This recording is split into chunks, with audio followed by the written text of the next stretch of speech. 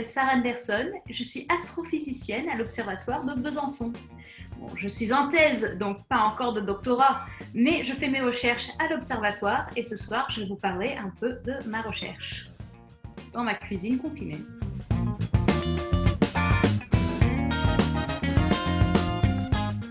Moi, ma recherche se pose sur les comètes. Qu'est-ce qu'une comète ? C'est rien de plus qu'une boule de glace. C'est une boule de glace qui se promène dans l'espace. Elle a une composition d'eau, mais aussi des particules de glace et de gaz. Des gaz qui, dans l'espace, se retrouvent sous forme solide. Et on a pu remarquer, en fait, qu'elles ne sont pas ultra denses, mais en fait, comme une boule de neige ou une boule de glace, elles sont assez poussiéreuses. Mon deuxième item, je vais vous représenter le soleil en utilisant une poêle. Et donc, qu'est-ce qui se passe ? Cette boule de glace qui se promène dans l'espace, quand elle se rapproche du soleil, elle va commencer à fondre. Et donc, comme ma glace, hop là, elle va commencer à fondre à cause de la chaleur du soleil. Elle va se promener, et elle va laisser une traînée derrière elle, la queue de comète. Et nous, en tant que chercheurs, nous allons analyser la composition qu'elle va laisser dans cette atmosphère qui apparaît que quand elle est chaude. Et on va pouvoir comprendre plus sa composition. Et du coup, elle va pouvoir nous apporter des informations très précieuses de très loin. Une comète, normalement, elle a une période un peu plus jolie que ceci. Malheureusement, on a un peu simplifié. Et cette période, elle va être cyclique. Donc c'est pour ça que je vous montre mon petit timer de cuisine pour vous montrer que les comètes, ils ont tous une période qui leur est propre. Et on a les comètes de courte période qui viennent de pas loin, même autour de Pluton. On appelle ça la ceinture de Kuiper. Et puis il y a des comètes qui viennent de beaucoup plus loin, par exemple le nuage de Oort, qui prennent, 10 000 ans pour faire un petit tour, un petit orbite. Et nous, quand elles viennent nous voir, on peut les observer. Mais malheureusement, quand elles sont loin, quand elles sont chez eux, on ne voit rien du tout. Donc il faut avoir de la chance et les choper au bon moment.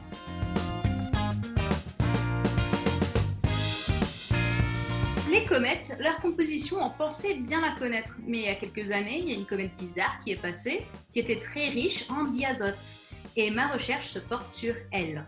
Elle s'appelle C2016R2 ou Pan-STARRS. Donc un peu difficile à dire, mais c'est ma comète, donc ne disez rien, c'est ma copine. Et quand je travaille dessus, j'essaie de comprendre non seulement sa composition, mais aussi d'où elle vient. Parce que si elle a une composition tellement unique, ça veut dire que l'endroit d'où elle vient dans le système solaire doit avoir des propriétés assez uniques aussi. Et donc, il y a une partie de ma recherche qui se pose sur d'où vient cette comète, d'où vient-elle, où va-t-elle partir, partie sur sa composition où j'écris un code pour essayer de comprendre en fait la quantité de N2 qui est présente dans cette comète.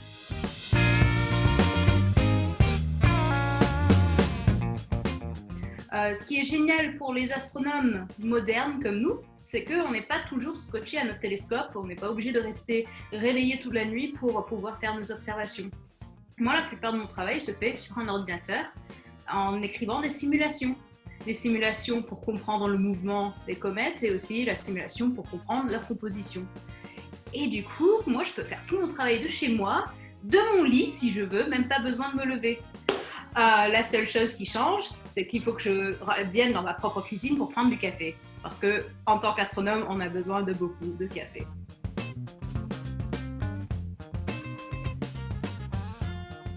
Ma recette parfaite. Des collègues cool et intéressants, un ordinateur hyper puissant, beaucoup de café et une petite comète de l'espace pour finir.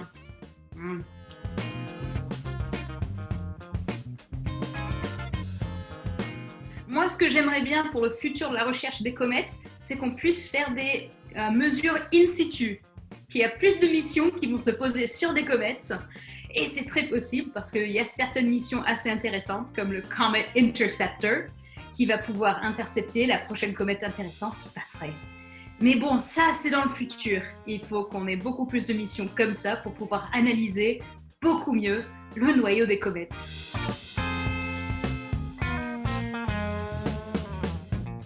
Comme les comètes sont faites de tous les restes du système solaire qui n'ont pas été formés dans les planètes, et du coup, on peut appeler les comètes les fossiles du système solaire. Puisqu'ils ont toujours fait leur vie en orbite très loin du Soleil, sauf quand ils sont perturbés, ils peuvent nous rendre visite, en fait, il n'y a rien qui les a touchés depuis 4 milliards d'années. Donc pour nous, les chercheurs, c'est un peu comme faire de l'archéologie de l'espace.